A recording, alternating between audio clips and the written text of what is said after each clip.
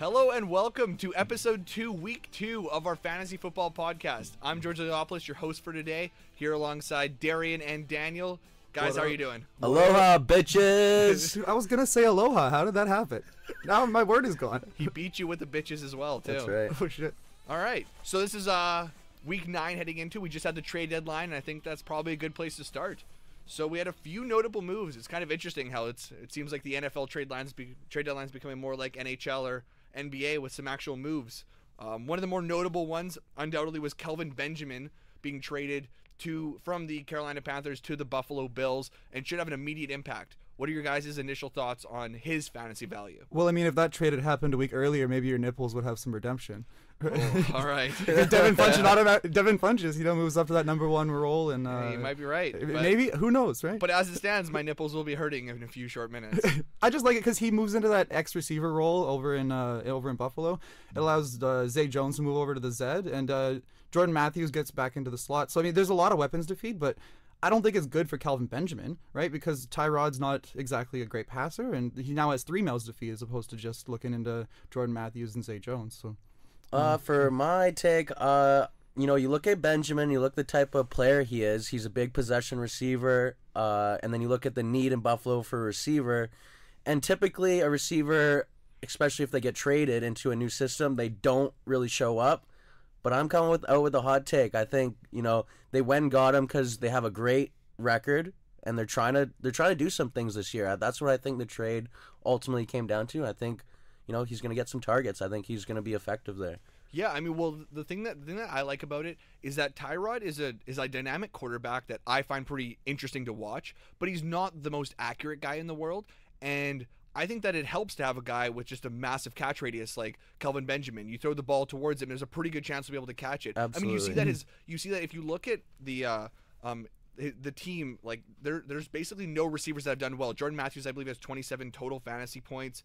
The only other guy, number 2, Deontay Thompson is the leader in receiving. It was a huge need. Yeah. It was a huge need, and they addressed it. So they addressed it, but the other thing is the only guy who did well before injury is Charles Clay, a big tight end. So I think that Kelvin Benjamin has the potential to be a really good fit there. There's no way of knowing because you don't know until it happens and it's mid-season, but I at least think that there's a lot of upside for what Kelvin Benjamin could be to Tyrod Taylor. I just want to clarify. I was saying that I don't think it's good for Kelvin Benjamin. I think it's great for Buffalo. I think it's great for Tyrod. Yeah. I just think that with Charles Clay potentially coming back next week, with the number of mouths to feed in Buffalo, like with Jordan Matthews, Zay Jones, you got Charles Clay, and now you got Kelvin Benjamin into that mix. I don't see it being good for Kelvin personally. Okay, but what I would say back to that is just there hasn't been any chemistry with any of those other mouths to feed. So at least if, say, there is a connection and he starts realizing, oh, I can throw the ball and I have an extra foot that I can miss with this and he's still going to catch it, I think he potentially could be the clear-cut number 1, maybe him and Charles Clay as the 2 target leaders. Absolutely. And I don't expect him to come out right away and be a starter. I think they're going to sprinkle him into the playbook. They're going to know what routes he's good at, put him in the right position to make a play, kind of take out the thinking out of the game for him. Because when you come into a new playbook, there's terminology, there's everything is different. So I don't think he's going to come in and be a starter, but, they'll be at the Reds, they'll be at the 15-yard line. In comes Kelvin Benjamin. He's running a fade to the back of the end zone. He's a great opportunity to get some red zone touchdowns for one, and maybe some deep pass patterns that they don't really have much of a deep guy there. So we'll see. I think it'll be a good fit. But especially because the trade happened on a Tuesday and they play tomorrow night on a Thursday, so that's definitely not a lot of time to get adjusted. Don't so this expect week, anything no. This week. Yeah, I mean maybe long term it's something. Although long term, I definitely think it's something for Greg Olsen. Like he's supposed to come back week 12. That's the next question. What about Carolina? What do we think? How does this affect all of their players? Because you've got their 2 rookies in McCaffrey and Samuel, who you've got receiving kind of slot guys. Funchess, Olsen, I think that's the more interesting part of this is how is this going to affect Carolina's offense? You got to remember too, Devin Funchess now is going to take on the better corner whenever they're going on. He's now that de facto number 1 for Carolina. It'll be better for Devin Funchess in terms of volume, but maybe he'll be getting a harder corner every week, right? Are you just talking about Devin Funchess to rub He's it in going to have now? a tougher matchup every week. This offense already was sputtering, they lose one of their better playmakers. So it's going to really come down to Cam. And, the run game hasn't been there all year. The past recent weeks, Cam has shown the ability he can run the ball still. So I think, pick up Cam Newton if he's on the waiver wire, if someone dropped him, because he's going to get high usage. I don't know how much passing, touchdowns, passing yards. But once Greg Olsen comes back, I think he's going to be much more of a running quarterback for the rest of the year.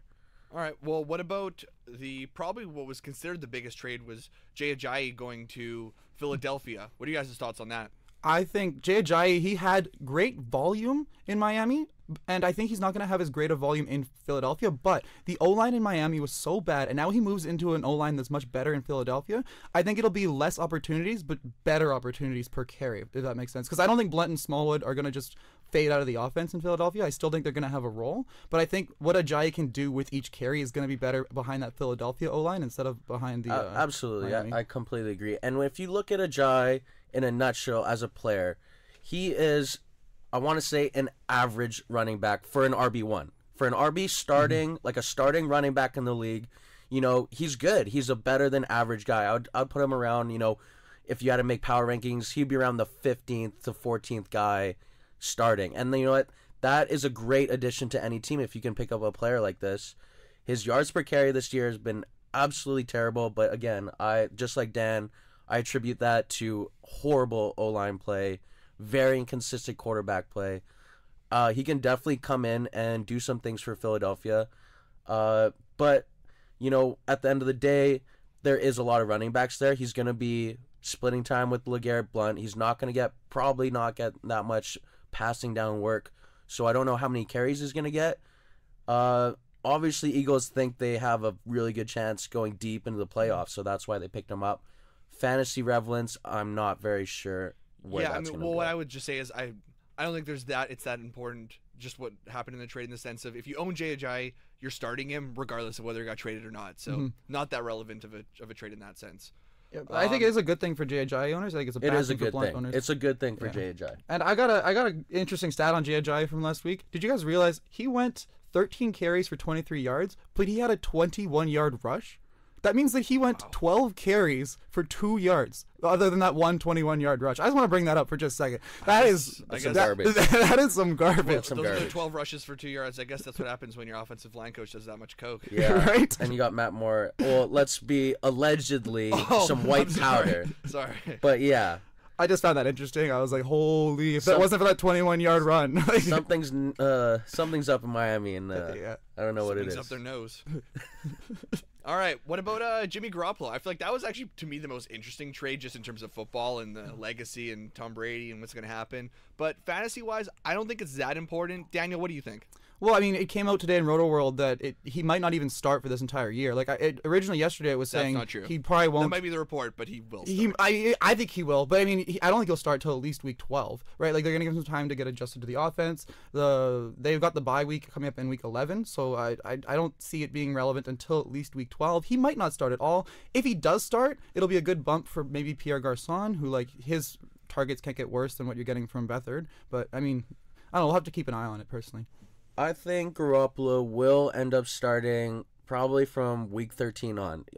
If you look at this 49ers team and you look at their offense and you got Beathard and, you got a bunch of young players on this team and there's no doubt about it, they want to win. Okay, they don't want to go 0-16. The only fantasy relevant. No, I'm getting there. I'm getting there. So that's why I think he's going to be fantasy relevant especially in the playoffs time. If you need Pierre Garçon to have a big fantasy playoffs for you, I think he's going to be very relevant because, like I said, I think the Niners have enough pride in that young team where they're not going to march out Beathard for the rest of the season and go 0-16. I think they're going to, try and get something going for next year, and that in turn is going to make, I think, Pierre Garçon and maybe even Kittle.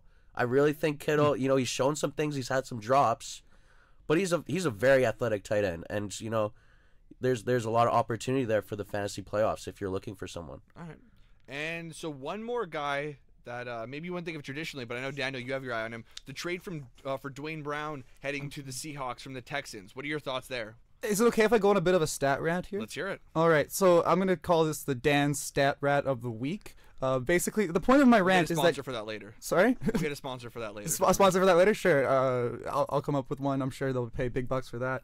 But my point is, I think you should be targeting Russell Wilson and Doug Baldwin in trades. Here's why. Okay, Doug Baldwin and Russell Wilson, they are second half performers. Every single year, Russell Wilson changes his output at almost exactly the halfway point. It's eerie. Exactly halfway through, he just changes who he is. Like, don't take my word for it, though. Let's dive into the numbers. In 2016, in the first half of the season, he was averaging 12.97 fantasy points per game. All of a sudden, in the last half of the season, he's averaging 20.32 fantasy points per game. So, I mean, that changes him from all of a sudden being like a quarterback almost 16 into being a top 5 quarterback. In 2015, the first half of the season, he had 15.68 fantasy points per game. And then all of a sudden, the last half, he jumped to an astonishing 27.1 fantasy points per game. That's a jump of 12 points per game. It's insane. He did it again in 2014 and 2013. The jump's a little bit smaller, but in 2012, he doubled his output right at that halfway point. Doug Baldwin, obviously related to Russell Wilson, he's almost the same way. In 2016, first half, he's got 8.53 fantasy points per game. In the second half, he's got 11.93, which doesn't sound that big, but to put that into perspective, in the first half, that puts him on pace to be like a wide receiver 18. That's Terrell Pryor standards. In the second half, that 11.93, that means he jumped up to become between the wide receiver 4 and the wide receiver 5, which is between Odell Beckham and T.Y. Hilton. He jumped in that second half to being a top 5 guy from being a top 20 guy. And they do this every year, and I'm telling you, if you're targeting Doug Baldwin, because the Baldwin owner probably drafted him to be about, he finished wide receiver 10 last year. They probably expected something like that.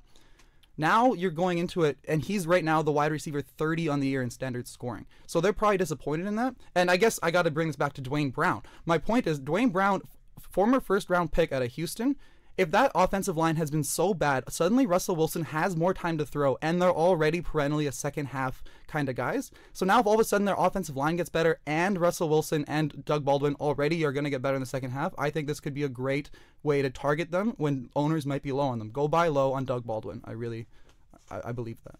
In terms of the Dwane Brown trade, absolutely it's going to affect Russell Wilson. He's been under fire, under duress all year. And yeah, he's going to come in and solidify that left side of the line, the blind side. I really don't see it impacting the run game per se because, one, it's trash. It's horrible. Don't pick up any of these guys right now. And it's like there's four. There's four of them. They're terrible. In a terrible run, a team that's not running the football, and you've got 4 guys to share it. Don't touch that fantasy. No, don't touch that. But absolutely, it will help Russell because he hasn't had a solid blindside blocker till, I don't know, Russell Kuhn in his prime. Yeah. So I think it'll help Russell for sure. So. Okay, I'm gonna give a different name though than you guys. Obviously, both Russell Wilson. You said with Doug Baldwin. I'm interested in seeing how this could affect Paul Richardson. Absolutely. Just because obviously having more time to throw the ball with a tackle like that, Richardson's averaging 17 yards a carry. So the more time you give Wilson to throw, obviously the more that should affect Paul Richardson. So that's. To me, that's the angle I'm looking at from here. Time will tell, but he's the guy I'm looking at in that sense. Absolutely. I was just looking at volume. I mean, I know Paul Richardson's volume isn't quite as high as Doug Baldwin, so I thought maybe it might affect Baldwin more if Doug Baldwin's the primary target in that offense. Yeah. If Russell Wilson's constantly having more time, the primary target might go up. But all the targets are going to go up. Yeah. I think all the males defeated. It's a good thing for all of them. Tyler Lockett as well. It's Paul Richardson and Doug Baldwin. All right, so that does it for a pretty interesting trade deadline in the NFL, and hopefully that sorts out all the moves and what they should do to affect the fantasy ramifications. So we'll go on to our waiver wire witch hunt, see who you can pick up and start this week. Who do you got, Daniel? Yeah, so it's kind of like a sneaky start and a waiver wire witch hunt at the same time, right? Because this guy, you can find him on your waiver wire, and I think you can just throw him right in. It's a tight end, so if you're in Garbageville for tight ends, which a lot of people are. So I'm going to cut you off quickly, Daniel, just to point out again that that this is more interesting this week, just in the sense that there are six teams on bye. Yeah. So you're right, you might be more likely to have a tight end on bye. Absolutely, yeah, you are absolutely more likely to have a tight end on bye. There's 6 fantasy relevant teams that are on bye. Well, 6. The Browns are on bye. There's 5 fantasy relevant teams on bye. But it's Vernon Davis. So every time that Jordan Reed is out, Vernon Davis picks up that torch and he seems to run with it. In week 3, Jordan Reed was out, and Vernon Davis broke off for 58 yards and a touchdown, which for tight end is good. This whole year he's been involved in that offense, and the problem is that they've been splitting the receptions between Jordan Reed and Vernon Davis. If you can give 100% of those tight end targets from Kirk Cousins to Vernon Davis, I see massive potential in volume. For my waiver wire witch hunt, it has to come obviously off the Zeke suspension. So I think you should go out get Alfred Morris, spend, this is on a Wednesday, so hopefully you already got him. He's gonna lead the backfield. Everyone says they're gonna sprinkle in McFadden. I don't really see it. He hasn't played well. He hasn't even, I don't think, had a carry all year. Has McFadden? He's barely played. He's barely played, and Alfred Morris has been the guy to spell Zeke. He's had some decent yards per carries, like in terms of getting the touch and turning into some production. So he's the guy I would pick up. Absolutely. Okay. How about you, George? Well, I'm looking at Jonathan Stewart, who's consistently week by week he's being owned in less and less leagues because, A, Christian McCaffrey, B, just a terrible offense, and then he has been scoring touchdowns for the most part. But we talked earlier, we kind of delved a little bit into what the fantasy ramifications of the Kelvin Benjamin trade are for Carolina's offense. And, I think the most logical way of looking at trading away a big receiver like that is that you've got these two guys they drafted the first 2 rounds, Christian McCaffrey and Curtis Samuel, both who are like slot receiver, running back type guys. And you have to imagine that seeing particularly how bad Christian McCaffrey has been at running the football between the tackles, averaging, I believe, 2.3 yards a carry, just doing such a terrible job of that, but also knowing that he's so talented and they've been trying to force him the ball through the air. You got to wonder if they're going to look to put him in the slot even more, try to get him to be an effective receiver, and use Samuel in that sort of sense as well. So I'm thinking the offense is probably going to be undergoing some sort of change right now, and this is the time in which Jonathan Stewart might be able to go in there and get 18 carries and a touchdown. I agree. Who knows how effective he's going to be actually running the ball, because he is only averaging 3 yards a carry. But he's been getting the volume. Like he's been getting the carries. McCaffrey has not. He has not. And you got to imagine there's got to be some sort of plan for how they want to use McCaffrey and Samuel with this trade, and that's got to benefit Jonathan Stewart in my opinion. Absolutely. There's one other guy I wanted to bring up, and this is more of a because of the fact that we mentioned that there's 6 teams on bye, and the receivers included are Antonio Brown, Brandon Cooks, Keenan Allen, Stephon Diggs, Chris Hogan, and Adam Thielen. Yeah. Those are a lot of guys that you could be losing out on. So if you're in a pickle this week with your receivers because of buys or injuries or anything like that, a guy I'm looking at is Robert Woods. He's not going to be the guy that's going to win you your fantasy week. He hasn't had a touchdown all season. Understatement. Yeah, seriously. But this is more the if you really do just need someone to plug into your lineup, he's a pretty safe bet in the sense that in the last 5 games he's had 1 game with only 17 yards, but every other game he's gone for over 59 yards or more. He's getting 7-8 targets every single game. So it's fair to expect that if you put it in, if you're just looking at someone just to throw in your lineup, you're not at much of a risk that he's only going to put up 2 points. He'll get you something, and you can plug and play him if you're in a desperate So would you say he's the Frank Gore of wide receivers? It also should be noted that his matchup this weekend against the Giants, Janoris Jenkins is out this weekend, suspended by the team. So he obviously doesn't warrant the corner 1, but anytime a corner is out, it helps. If all of a sudden he's against their 3rd or 4th corner, for a guy that's consistently been overperforming to what you'd expect from Robert Woods in a situation where they've already got Watkins, Cooper Kupp. He definitely has some chemistry with Goff. Watching these games, he's been hit in stride. He's been hit, in tight window throws. They're all good things that you've seen out of him. Yeah, I like that you mentioned Cooper Kupp and Watkins because I think that does turn down his ceiling, but his floor is there, like you said. That you can't argue with the numbers. He hits a baseline, but his ceiling. If you're expecting to be anything more than like a flex play long term, I think that's wrong. But you're right. This week, if you're in trouble, absolutely he can get you that baseline that you need to win a week. Definitely. Okay, so now we're gonna go to our streamable defenses. Everyone got an idea for this one. Daniel, what are you looking at? Who are you picking up if you need a defense this week? All right. Well, this defense is owned in only 30% of ESPN leagues and 39% of Yahoo leagues, and I'm not recommending them necessarily because of their defense, but I'm recommending them because hey, they play a bad offense, and that's the Arizona Cardinals. All I have to say is they're gonna beat hard on CJ. That's all I have to say. For my streamable defense, I chose the Oakland Raiders. They are under 30% owned in Yahoo leagues, so go and scoop them up if you need one.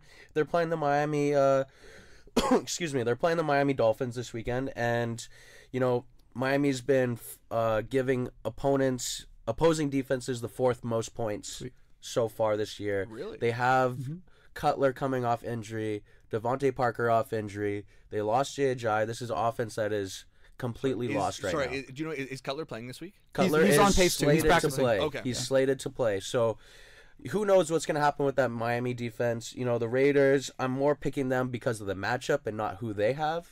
But I expect Khalil Mack to get after the ball and maybe make some plays. All right. Well, I'm going to go with New Orleans, which, again, this is 2 weeks in a row where one of us has recommended New Orleans defense, which is wild. They're up to 46% owned now in Yahoo at least. But if you can get them, you look at the fact that they're playing Tampa, which Tampa Bay has given up the 12th fewest fantasy points to defenses this league, so it's not like they're giving up tons of fantasy points against. But New Orleans' offense has been very good. You got to imagine they're going to put up points, and Jameis has been so inconsistent this year that I'm thinking that's a real opportunity for New Orleans defense if they can get out to an early lead. And I mean, we do know that they've put up a ton of points. I mean, for a defense that you don't expect to be any good, they're averaging 15.4 fantasy points per game in the last 5 games. So I'm liking New Orleans, and I think we're gonna put some stakes on. Didn't we have a bet last week? I think we had a bet last week, bet? didn't we, Did George? we? What was that bet again? Was I don't that know, you might have to remind me was that- because I'm completely unfamiliar with what you're talking about. I think it was a wide receiver head-to-head matchup. Yeah, I think you're right. I think it was like Ted Ginn versus Devin Funchess or something. Do you remember that? I did pick the guy that had 11 yards. I think you're right. I think I had to pick the guy There's like definitely something some like 60? consequences to that bet. I think we should play them out right now. Well, first of all, I want to say that it was pretty impressive that we both picked 2 guys, and like at halfway through the 4th quarter, your guy had 15 yards and mine yours had had 12. 11. And then one bomb, and I was like, yes, dude. I got up and I just, it was a great moment. All right, so for anyone that doesn't recall what or didn't listen to the first episode, the bet was that we're gonna put a clothespin on both of my nipples for the next 5 minutes. Yes. On the bright side, get the timer I ready. was under the impression that I was putting a safety pin through my nipples, so I'm a little relieved. I don't expect this to be any fun. Great but, idea, though. Yeah. All right. All right. Without further ado, let's do it. I'll get the timer ready if you want. All right. Oh, you got the timer going. Get that timer going. Oh! Oh my God! You took your shirt off. It's not the first time you got your nipples pinched like that, is I it? like that. Ooh, the left one hurts more. The left one hurts more, does it? All right, the timer's going. I'll make sure that the girls know that my left one's more sensitive. Yeah, I want. This hurts more than I thought it would. Do you need to adjust it? Maybe put on the meaty part of the nipple rather than the fucking. You put it right on the tip. That's perfect. I always have hard nipples to begin All right. with. This is gonna be Let's continue with the podcast while you deal with your consequence. I feel bad. Do we give him? There's one of our fellow classmates who's in the other room. His name's Riley, and I believe I can see he has an erection looking over here. So that's questionable. But Riley Duke, if you're listening to this, it's totally true. I can see it. yeah. Allegedly. Allegedly. Well, are we gonna bet on our defenses this week? Yeah, we are. Yeah, we are. What are you thinking? Same thing or? Oh no. Well, I think that we should go with the common theme. So if you listen to the podcast, expect someone to be in pain every week. Holding his composure. And believe me, I've got my arms like on the thing. I'm checking myself You're as sounding possible. you're sounding like you're like tuned in. Yeah, That's yeah. impressive, dude. Nice pain It's all about tolerance. focus. Yeah. But so next week, I think let's go with a different kind of pain. I say we go with loser has a habanero pepper. Love it. Eats that I on love air. it. I love it. And I mean, let's not go as far as say you can't have milk or anything, but let's get some pain. So yeah, I'm in. Well, I think it should be eat the pepper. I and say then I say that it should be at the beginning of the podcast, so you have to deal with it. The entire podcast. okay, I agree. All right, I That's agree. good. Fine. That's good. Right off the top. You're Because allowed to believe drink me, water, because- but you because just have believe me, to to go through the whole podcast with it. I'm bringing some milk if it's me because I don't know. I'm feeling good about 100%. your guys' defenses. 100%. But all I can say is like it's on you to just be able to focus because right now I'm doing everything I can to focus because my left nipple hurts so much. I'm not saying you got another 3 minutes left, but you got another 3 minutes left. Is it getting? Is the pain numbing? Just describe this for the listeners. You know. Got some nice pecs on you. The right nipple's feeling okay. I got a pretty meaty one, but I am right on the end of the nipple. What's the end of the nipple called? What's that thing? The areola? The nubbin? I don't know. All right, I call it the nubbin. Mike and Ike's. Oh, it's getting white. I can see that. So that doesn't sound good. Okay, Yeah. let's move on. Okay, so now we've decided. So let's just recap the bet for next week. It's a habanero pepper. I have the New Orleans defense, I got the Arizona Cardinals. And I got the Raiders. and it'll be standard scoring. Yahoo, NFL, NFL.com. There's no cheating here. Someone's going to be eating that pepper, and there's no complaining about it. If there's a three-way tie, that'll be incredible, but it won't happen. I think if it's a three-way tie, that we just make Daniel eat it. I'm down. I agree. Here's my agree. consent recorded. Absolutely, I'll agree to that. 100%. Okay, so we're gonna do something a little different to end off the podcast now, and it's just gonna be basically we're calling it studs and duds, and we're gonna talk about players that either overperformed or underperformed in Week 8 last week and what we expect to happen from them going forward. But before we go with that, I needed a time update because I really want to get these off. 2 minutes, exactly 2 minutes. Okay, When you said that. That's cool. Good to know. Yeah. So Daniel, give me a stud that did really well in grade 8 or in week 8. Grade 8, eh? He probably was going through adolescence. Okay, you know what? I've got nipple clamps on right now. So yeah, let this slip up a little distracted. I'm surprised how well you've been enunciating. I thought we'd have to take over for you for a little bit while you go cry in the corner. Somebody that I want to talk about is Will Fuller. So Will Fuller, he's been one of the most interesting players in fantasy this season. So Will Fuller right now, he's the top wide receiver in terms of points per game. And guess what? His number 2 is also on his team. It's Deshaun Watson. He's number 2 in points per game. Did I say Deshaun? I mean DeAndre Hopkins. My apologies. Although Deshaun Watson's points per game for quarterback. His points, he's not a wide receiver, of course. But yeah, how many receptions does Will Fuller have? 13. How many touchdowns does this guy have? 7. I mean, I'm not saying he's not going to keep up that 0.53 touchdowns per reception, but I don't think he's going to keep that up. I do think, though, that the fact that the soon-to-be Rookie of the Year, Deshaun Watson, looks for Fuller in the end zone whenever they're close, that is something to look into. So I think he is the number 1 goal line target, and I think he will likely be fantasy relevant. Of course, roll him out there every week, but don't expect the same kind of touchdowns per reception. However, I gotta ask a question. There's somebody in my league this week who overreacted to this. He traded away Mike Evans for Will Fuller. What do you guys? I know I said he's the number 1 guy in the league right now. He's got the best record, and he traded away Mike Evans for Will Fuller. I just want him because I know Vishal, if you're listening, what do you guys think of this? I just want you guys to tell me it's crazy because I've been telling him all week and he's been defending just it. 2 words. 20 seconds left, by the way. 2 words. Sample size. Right? You cannot make a rash decision like that based off whatever 3 weeks of good course. play. That's a crazy thought to me. Mike Evans has had more receptions in the last 2 games than Will Fuller has had all season. And he's clearly the number 2 receiver on the team. Are you expecting their their offense just to be putting up 40 points a game? Because if not, you're betting on a number 2 receiver to put up numbers matching Mike Evans. I think you can take him off at 0. Thanks. You're welcome. Honestly, I'm not gonna hate that trade. I'm not gonna hate on it. What? I can't. Please I can't. Okay, this is my reason for explanation. Okay. It's the Bucks. The Bucks have underperformed all year. Jameis Winston has played awful. He's got a hurt shoulder. You know, the touchdowns haven't been there for Mike Evans, which he usually relies on, especially last year. Well, not relies on, I should say, but it's a big part of his game. And he hasn't been scoring. The targets have been there, but Jameis has been awful. He's been inaccurate. They're 2-5, or what's their record? 2-6. 2-5, I believe. They're 2-5. They're not relevant this year, and I don't think. I honestly think Will Fuller will be a better receiver for the second half of the season. Okay. Well, hot take, I guess. But That's what do you? Give me a stud. I just think there's consistency so- to Mike Evans. I don't know. For my stud, it's pretty obvious. Juju SmithSchuster. He absolutely ripped it up. He took advantage of the opportunity he was given, and he went off. He had a 97-yard touchdown. Can I just say that I knew he was kind of fast, but the way he outran the cornerbacks and safeties on that was impressive. It was a cover 0 play. It was a cover 0 play, which technically means there is no overtop help, which gives him the go right off the line of scrimmage. No but absolutely, he showed some athleticism. 2 or 3 guys where it was if they were even the same speed, it looked like they would have caught him. And Absolutely, he just outran absolutely. Them. It was incredible. He's definitely my stud for a reason. Okay, I thought he showed excellent ability after the catch. He runs crisp routes. His big knock coming out of college was route running and his hands, and you know what? He's proven those doubters wrong. I think he's been absolutely phenomenal. Okay, well, obviously they're on a bye this week, but what do you expect from him going forward? Because obviously there's the Martavis going Bryant forward situation. for the rest of the season. He's slotted in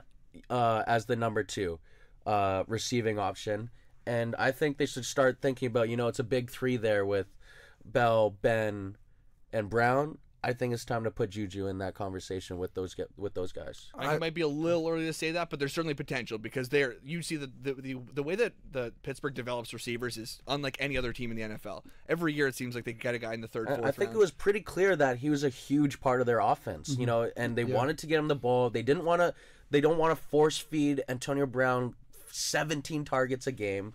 They need another guy there, and I think Juju is going to really reap in the rewards for being the number 2. I gotta say, I hope you're right. When I heard the Martavis news last Thursday, I went and picked up Juju in 2 of my leagues, in both leagues that he was available. I'm all aboard the Juju train for now. I mean, I want to see what Martavis is like in Week 10, but they were definitely looking for him, and I like that.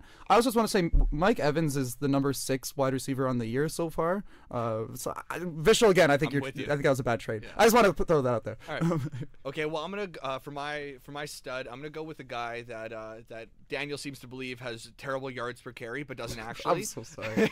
Just kidding, man. Can I apologize to the listeners just really quick? Yeah, go for it. Listeners, I'm really sorry about my stats last week. I was really fluttering through a couple of different iPhone notes. I said a few things that were completely wrong. DeAndre Washington hadn't had double-digit carries. I read that note because that was a note I made about Latavius Murray. Then I read something about Latavius Murray's matchup, which was actually intended for Alex Collins. And later on, I read something about Alex Collins' yards per carry, which was intended for Latavius Murray. It was a gong show, and I'm sorry. If you were one of our tens of our listeners who listened to our podcast last week and you're offended, my deepest and sincerest apologies. Daniel, it was a pilot episode. I know. It was my first shot at it. Right. I just want to apologize. Stats are important to me. Okay? Stats are important to you. My nipples are important to me, so you know what? You took that like a champion. Okay, so I'm going to say Alex Collins, though, because he's been trending towards becoming the real lead back in Baltimore. And before the game, even Coach John Harbaugh mentioned that he deserves more carries, and then he got 18 carries and got 113 yards with them, and then also had a decent chunk receiving as well, and just looked to be tearing him off every single play. Because it's impressive because I have to look it up, but I believe that his longest run was 21 yards, and yet he still averaged like 7 yards a carry. So it was just ripping them off over and over and over again, and then. So I mean that was impressive, and I would have already probably leaned towards saying that this is a trend that you should look towards because I expected it because you see the talent. But even afterwards, on the Tuesday practice, Coach again John Harbaugh praised him again, mentioned that he's clearly taking charge of the backfield, and when you get the kind of coach's praise like that's what matters in a running back. Backfield that solidifies his position. It really does. Yeah. And so obviously he doesn't do much in the passing game, but you see an offense that hasn't been very good, and they're trying to find an identity, and I think there's a real possibility that they're going to look to try to establish that identity as a run first team with Alex Collins as he's going to be fed the ball, especially this week. You know, who knows if Joe Flacco is going to be able to play? I highly doubt it. Yeah. And I think they're going to force feed Alex Collins the ball. All right, Daniel, do you have a dud for me? A dud? Okay. I'm gonna talk about Brandon Cooks. So Brandon Cooks this week supposed to be like he's supposed to be amazing, right? So my definition of a dud is somebody that is probably projected really high but doesn't go for as great as you were hoping for. And he went 5 for 26. So this is just who Brandon Cooks is, unfortunately. Like, he's either a week winner or a week loser. This is the 3rd time this season Brandon Cooks has finished with less than 5 fantasy points. But he's still the 4th best fantasy wide receiver on the year so far. Only DeAndre Hopkins, Antonio Brown, and AJ Green have more points than him on the year. Is he going to be a dud every week? Absolutely not. Is he going to be a dud again? Probably. So I think you got to start Brandon Cooks obviously with confidence. It's not going to be a trend, but there'll be times again where he comes up as a dud, unfortunately. He's a streaky player. We've seen that over his career. Yeah. You know, and it comes with his skill set. You know, he's a small guy. He's a matchup based guy. You know, there's some guys that can absolutely not cover him, and then there'll be other weeks where he gets locked down. And it goes back to the Patriots game plan motto where every week they got a new game plan specifically designed for their opponent, and that just plays right into Cook's streakiness. A low floor, but a super high ceiling. Nobody has a higher ceiling than that. For my dud, Jordan Reed. So he had 1 catch for 5 yards against the Cowboys. People were, expecting a lot more out of him, especially with the week he had before with the 2 touchdowns. Mm-hmm. It looked like he was getting back into form. He did look pretty labored out there. Like, every hit for him is a car crash. Yeah. Like let's be real. He comes off the field 4 or 5 times a game in terms of just looking like he's injured. But, where his draft, where he got drafted in many leagues, players had very high expectations for him. The 2 touchdown games, gave some of these owners hope, and they probably started him against the Cowboys, and he really did not show up, not even a little bit. 1 for 5. Totally with you on that. I'm going to go with Demaryius Thomas, who didn't put up terrible stats. He had 66 yards, but that's also following a week in which he only had 9 yards.